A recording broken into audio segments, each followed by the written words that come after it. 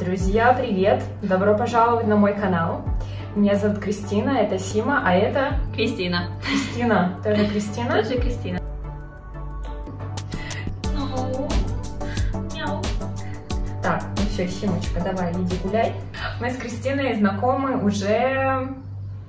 Два года, наверное, да? Познакомились мы... Она приехала в Петербург. Да. Сначала мы познакомились в Инстаграме, да, как-то она меня нашла, там написала, потом мы встретились, когда она приехала в Санкт-Петербург первый раз, 2 года назад. То есть она уже была в России. Ты уже год была в России тогда? Нет, на полгода. Полгода, да, жила в России. Кстати, давай вот сначала. Ты из Румынии, да? Из какого города? Решица, маленький город. Маленький город. Как называется? Не знаю. Решица.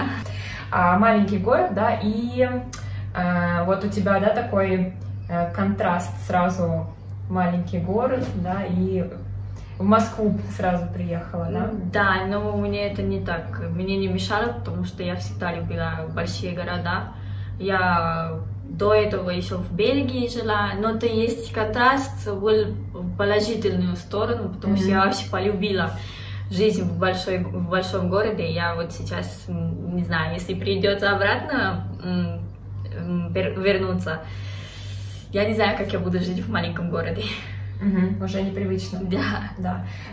И, как вы заметили, Кристина хорошо говорит по-русски. Как ты начала изучать русский язык в Румынии? В Румынии, да, начала? Да, я начала в Румынии, я поступила в университет как-то, ну, я не хотела туда поступить, я хотела в Бельгию, но это не получилось, я поступила в Румынию. И выбрала я русский, потому что там не было экзамена. Ну, я думаю, зачем мне сдать экзамен, все равно я не буду учить здесь. Но получилось так, что мне очень понравилось. И у меня были очень хорошие преподаватели, я быстро выучила все это, что надо было выучить вначале. И потом появилась такая возможность приехать в Россию с Erasmus'ом. То есть такой Программа Erasmus, да? Да, от Евросоюза. Вот. Тебе стипендию платят, чтобы учить в другой стране. Значит, ты в Румынии там выбрала направление русский язык, да? Русский и французский, да. Русский и французский? Да. Два, да? Да. И потом предложили тебе программу Erasmus? Ну, потом я узнала об этом. Я хотела поехать в Бельгию, но получилось, что Россия была более интересной. Вот, потому что я здесь не была, а я там была. Вот я хотела что-то новое. И вот подала заявку. Они согласились, и я приехала. Сначала на полгода, и потом мне прямо очень понравилось, и я просила еще на 1 семестр остаться. И это тоже получилось. Еще на полгода, да? Да, еще на полгода. Но эта программа... А какой университет у тебя был в Москве? Московский педагогический государственный университет, МПГУ. Но да, это зависит, с кем у них есть договор. Договоренность, да? Но программа Erasmus, она такая была выгодная, да, потому что у тебя была стипендия. Ну да, если у вас будет возможность, я вообще рекомендую это, потому что у нас была стипендия 650 евро в месяц, а для России вполне это хватало. А так для Европы я знаю, что поменьше, 550, но все равно не надо пропускать. И еще тебе там какое-то жилье дали, да, комнату? Да, бесплатно мы жили в общежитии университета. Ну, стипендия, общежитие, то есть это хорошая была программа, то есть это был такой хороший период в России, да? Да, и евро большой был. Да, курс хороший, да, курс хороший. Сейчас еще больше курс. Ну, примерно то же самое было 2 года назад. Да? 3 года назад. Вот, и потом ты вернулась в Румынию, да? Потом, этот был мой последний год в университете в Румынии. У нас только 3 года.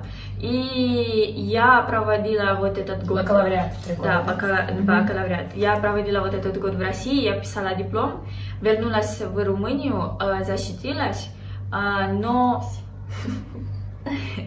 Но в это время я подала заявку уже на магистратуру в России. И вот после защиты, после всего этого, я получила ответ тоже, что да, можно приехать и учиться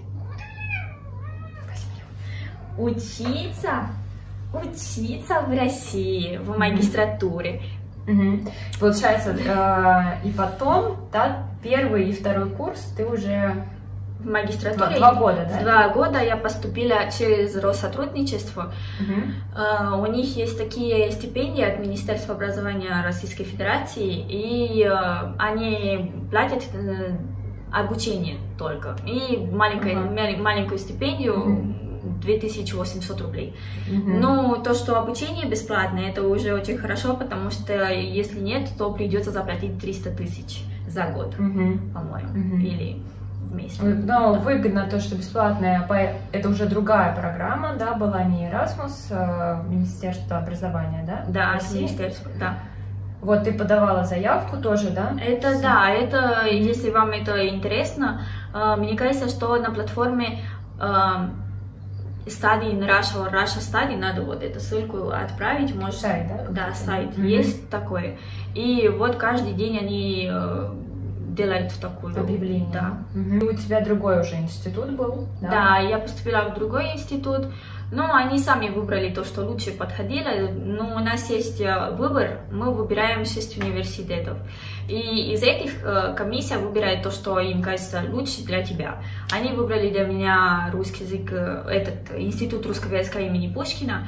И да, вполне я очень довольна, все было отлично. Ну, это такой достаточно известный институт, да, и он готовит специальности, там, филология, русский, да, литература? Да, все специальности, но это все филология, то, что у них есть филология. Есть русский как иностранный, есть русский язык и межкультурная коммуникация, то, что у меня было. Или есть еще ФОСМИ, они занимаются этими рекламами и всякими... ФОСМИ? Да, ФОСМИ. СМИ. СМИ. Да, СМИ. Да, поняла. Кстати, вчера у Кристины была защита диплома. Да. И это был такой нервный период, но вчера она защитилась и... Да, я закончила магистратуру, а сейчас дальше... Да, и получается у тебя специальность межкультурная... Да, русский язык и межкультурная коммуникация, филолог. Что ты хочешь делать с этим дипломом? Какие планы? Его использовать, чтобы дальше поступить в аспирантуру и дальше жить в Москве. Да, но, то есть пока ты планируешь только учиться? Но пока что, если не получится поступить в аспирантуру, я могу сейчас поехать в Румынию и пытаться преподавать русский там. Ну, идеально было бы еще диплом от аспирантуры получить, чтобы... Ну, еще чтобы выше было все это. Ну, в Румынии нужен PhD, чтобы преподавать в университете. Ну, вроде, вот. Ну и плюс тебе очень нравится Москва, и ты хотела бы еще здесь пожить, да? Да, здесь реально все идеально, все есть. И я хочу продолжать здесь, потому что это... Хотела бы жить здесь, да? Давай сейчас немножечко поговорим чуть-чуть о языке, о русском, да. Расскажи немного, какие у тебя были трудности, вот что самое для тебя было трудное в русском? Ну, сначала, когда я вот начала учить русский, все было очень легко, но до какого-то уровня все очень легко, то есть до B1 все очень легко, а потом, когда более глубокие смыслы появятся и когда нужно еще какие-то такие тонкости знать, вот тогда уже не так просто.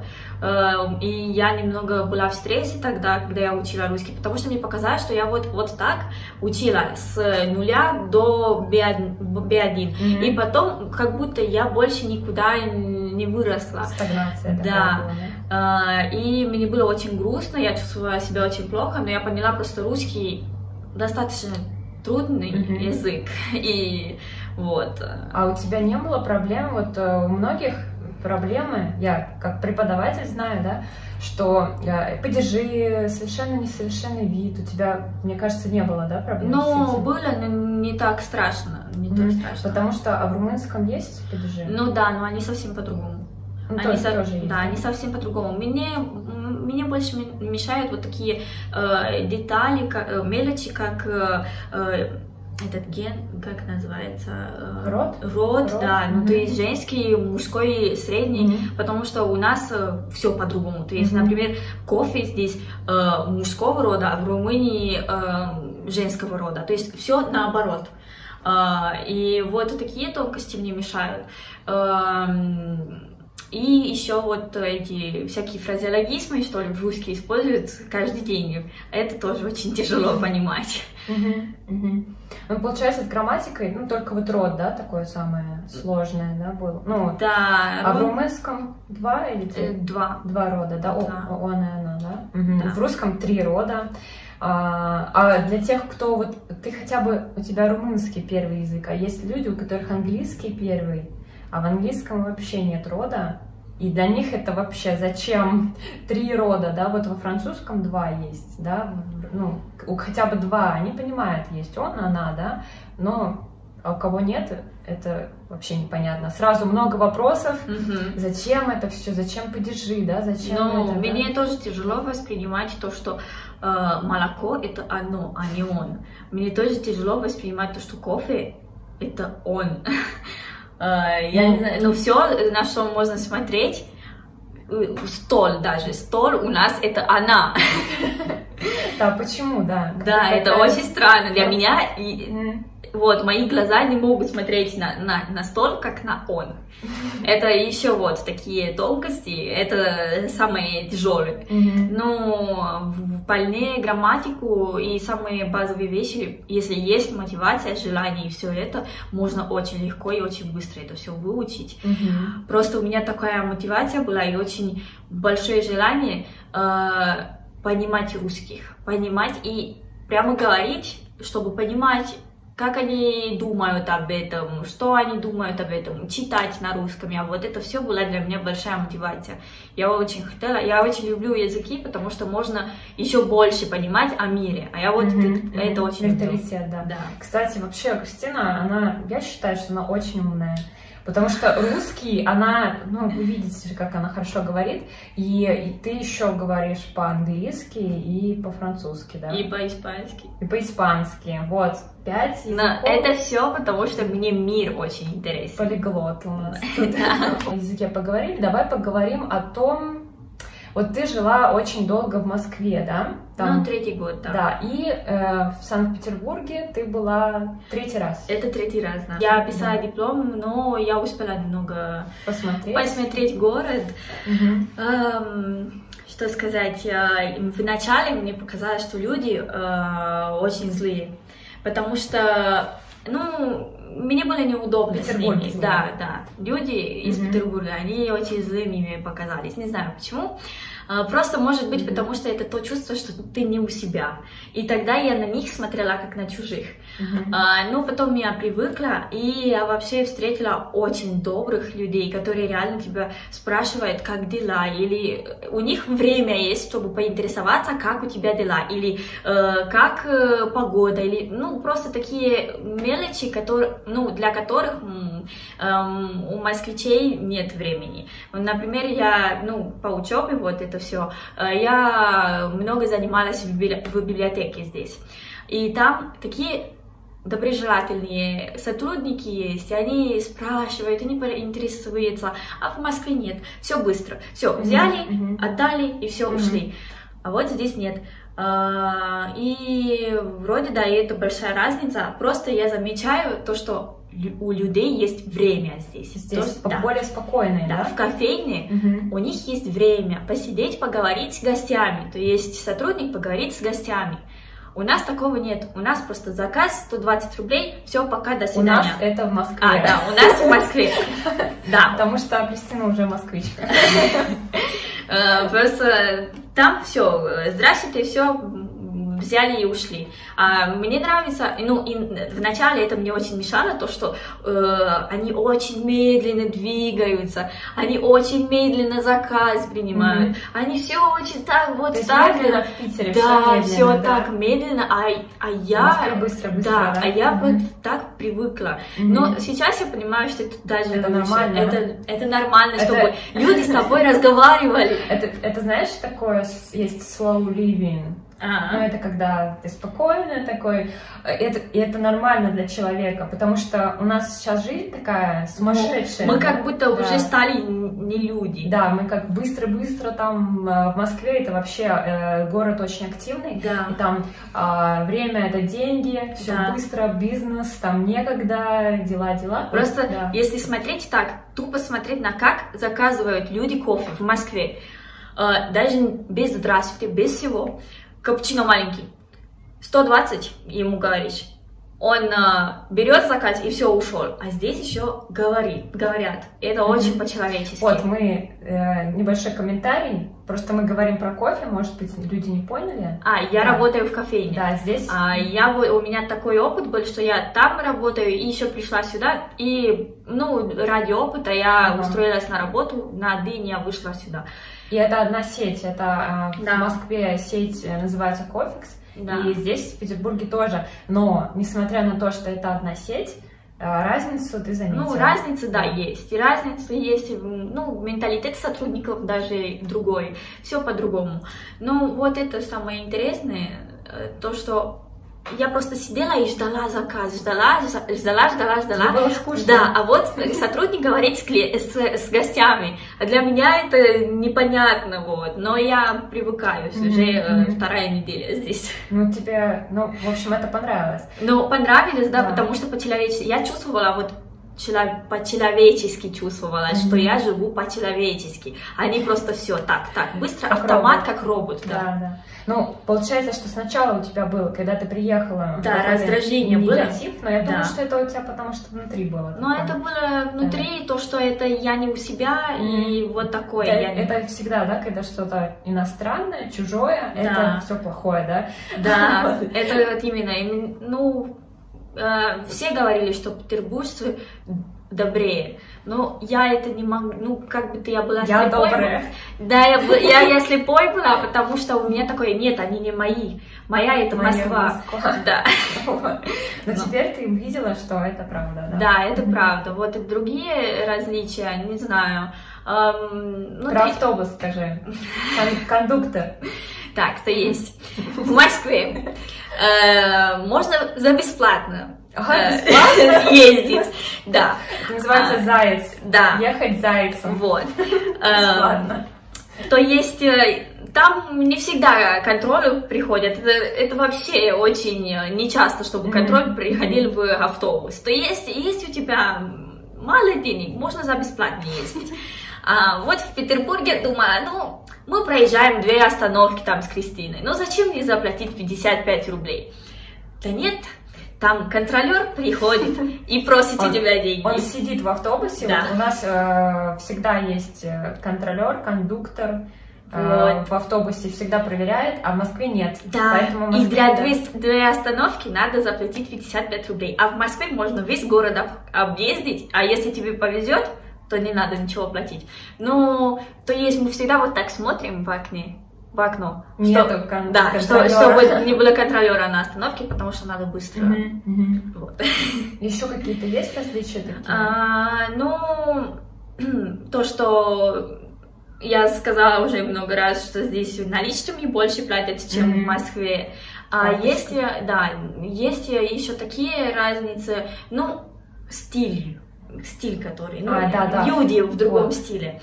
Ну, то есть в Москве, в метро, если ходить, смотришь и видишь, что у всех есть этих AirPods называются. Вот, эти везде, у всех есть. Слушают они музыку или не слушают, не знаю. В кофейне тоже все гости заказывают в наушниках. Они не смотрят на тебя и не слушают тебя. Еще вот у всех есть все последние айфоны. У всех есть все такие обуви, которые в моде. Я, честно, не знаю, потому что я не такой... Да, Gucci, Balenciaga, всякие такие. Что еще у всех девочек обязательно есть сумка какая-то, тоже Balenciaga, МК, Луи Виттон, Шанель, все, что там, да, все. Вот, кстати, да, в Москве я заметила, я смотрю в интернете блогеров, вот, они на самом деле, они так любят вот эти вот сумки дорогие, вот, и ты про девушек еще хотела сказать, что... Да, у них, губы. У всех губы большие есть, и стиль другой, вот тоже макияж, да, другой. А это я не видела здесь. В Петербурге не такие. Да, они более естественные. И не такие, не знаю, у нас прямо понятно, что там только деньги важны и мода, чтобы были в моде. Но здесь люди как-то, наверное, более наслаждаются жизнью и не думают такие вещи, которые на самом деле не важны. Мне нравится то, что не ходят только за деньгами. А вот это важно, потому что вот в этом видишь человечность. Как сказать это?